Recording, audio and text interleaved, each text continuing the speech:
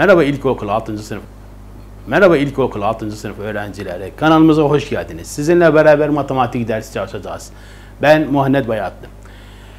Bugünkü dersimiz birinci bölümümüzün ilk dersi olacaktır. Tam sayılar. Tam sayılar ne demektir?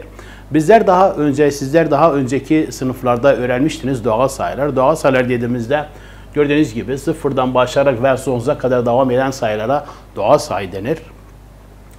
Burada pozitif tam sayılar vardır. Pozitif tam sayılar hangi sayılara pozitif tam sayılar denir? Gördüğünüz gibi kümelerde pozitif 1, pozitif 2, pozitif 3, pozitif 4. Yani önünde artı işareti olarak pozitif bundan sonra açıklayacağız. Bunlar ne okunur? Pozitif 1, pozitif 2, pozitif 3, pozitif 4. Sıfır hariç. Negatif tam sayılar vardır. Önünde eksi işareti olarak ne okunur? Negatif 1, negatif 2, negatif 3, negatif 4 ve sonsuza kadar devam eder.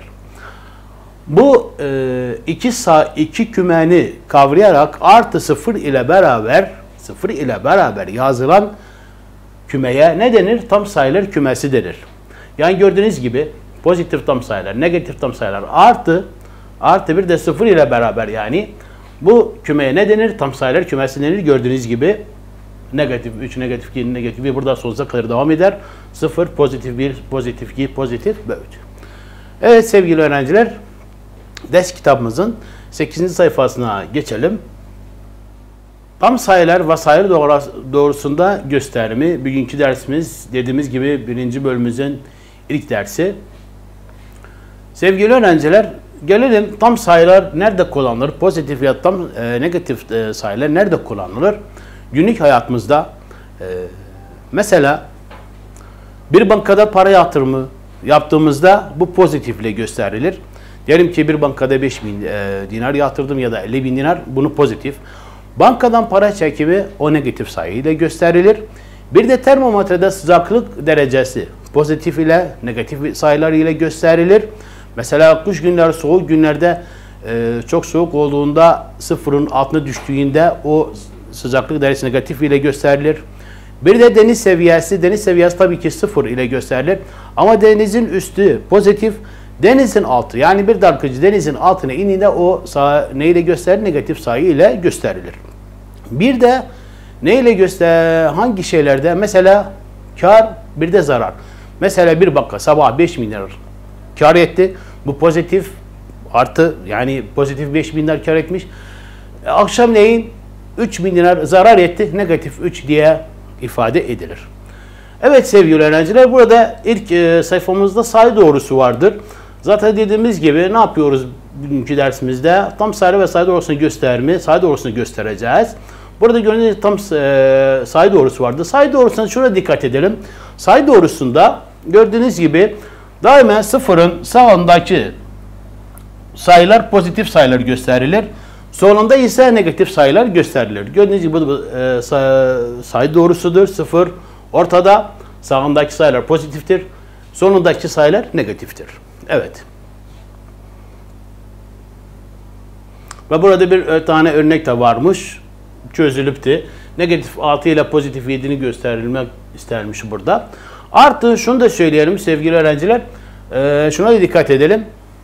Pozitif yani pozitif 1, pozitif 2 ya da başka herhangi bir pozitif sayını gösterdiğimizde üzerine artı işareti koymasak da yine pozitif okunur. Buna da dikkat edelim. Evet, burada zaten birkaç örnek vardır. Çözülüptür. Diğer örneği de ben çözelim. Evet. Burada 40 metre deniz seviyesinin üzerine az önce dediğimiz gibi ne kadarmış? 40 metre pozitif 40 ile gösterilir. 2500 dinar zarar dediğimiz gibi negatif ile 2500 negatif 2500 diye okunur. 30 metre deniz seviyesinin altında negatif 30 diye okunur. Su yüzeyinin 95 metre altında negatif 95. Burada 8.000 dinar kazanç, pozitif 8.000. Dikkat edelim okunuşlara. Pozitif 40, negatif 30, negatif 2500, negatif 95, pozitif 8.000. Yalnız bir tane örnek çözülmüyor. Burada deniz seviyesi. Deniz seviyesini neyle gösteririz? Daima 0 ile gösteririz. Evet, diğer sorularımıza hemen geçelim. Ders kitabımızın 9. sayfasında olan soruları çözeceğiz beraber. Tabii ki matematik dersi nasıl çalışılır? Yanımızda kalem ve kağıt da olacaktır. Ders kitabımız ile beraber. Evet. Sıralamasını yapıyorum. Aşağıdaki tam sayıları sayı doğrusu üzerinde gösteririm. Burada 3 tane sayı verip 3, negatif 2, negatif 6. 3 burada pozitif anlamına gelmektedir. Yani işareti olmayan sayı pozitif demektir. Ne yapıyoruz? İlk önce pozitifi gösterelim. Dediğimiz gibi sıfırın sağında pozitif, sıfırın solunda negatifler göstereceğiz.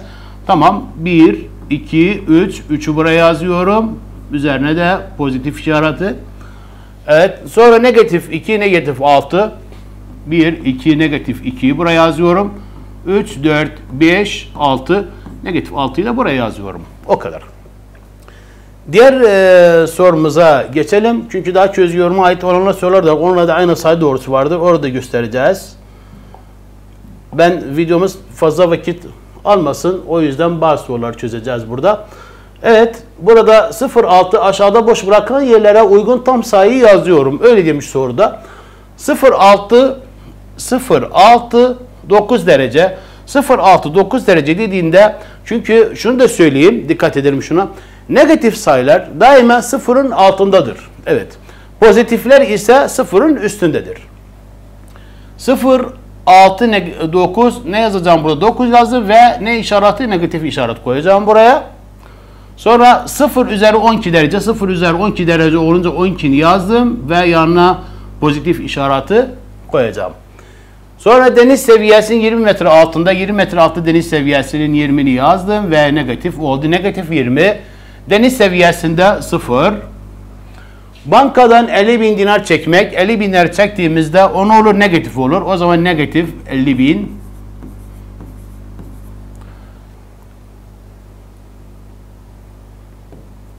Çöz yoruma ait olan sorular çözeceğiz sevgili öğrenciler. Yanımızda dediğimiz gibi kalem, kağıt olacaktır ders kitabı ile beraber. Aşağıdaki tam sayılar sayı doğrusu sayesinde gösteririm. 8, 4, 0, negatif 3. Burada 8 ne anlamına gelmektedir? Pozitif. Ne yapıyorum? Hemen sıfırın sağında yazıyorum. 1, 2, 3, 4, 5, 6, 7, 8. 8 buraya yazıyorum ve pozitif işaretine koyuyorum. Sonra 4. 4 de gördüğünüz gibi işaret yoktur. Demek ki pozitiftir. Pozitif 4'ü de buraya yazıyorum. 1, 2, 3, 4 pozitif. Sonra 0, 0 zaten var. Negatif 3, negatif 3 sıfırın solunda 1, 2, 3, negatif 3 de buraya yazdım. Diğer sorumuzu da çözelim. 3, negatif 1, 7, negatif 5. 3 işareti olmadığı için ne demektir? Bu pozitiftir. Pozitif anlamına gelmektedir. 1, 2, 3, 3'ü yazdım. Sonra negatif 1, 1, buraya yazdım negatif 1'i. Sonra 7. 7 işaret yoktur. Pozitiftir. Buraya 4, 5, 6, 7. 7'yi buraya yazdım. Sonra negatif 5. 2, 3, 4, 5. Negatif 5. Evet. Sevgili öğrenciler. Diğer sorumuza geçelim. Aşağıda boş bırakılan yerlere uygun tam sayı yazıyorum. Bankadan 500.000 dinar çekildi. 500.000 dinar yazdım. Çekildiğine göre ne oldu burada? Para azaldı. Para azaldığı için ne yazıyorum buraya? Negatif. Bankaya 60.000 dinar yatırıldı. 60.000 dinar yatırıldım. Ne oldu burada? Pozitif. Param arttı demektir. Deniz seviyesinin 200 metre altında bir maden. Deniz seviyesine dikkat edelim. Deniz seviyesinin 200 metre altında. Altında dediğine göre 200 ne olur burada? Negatif olur.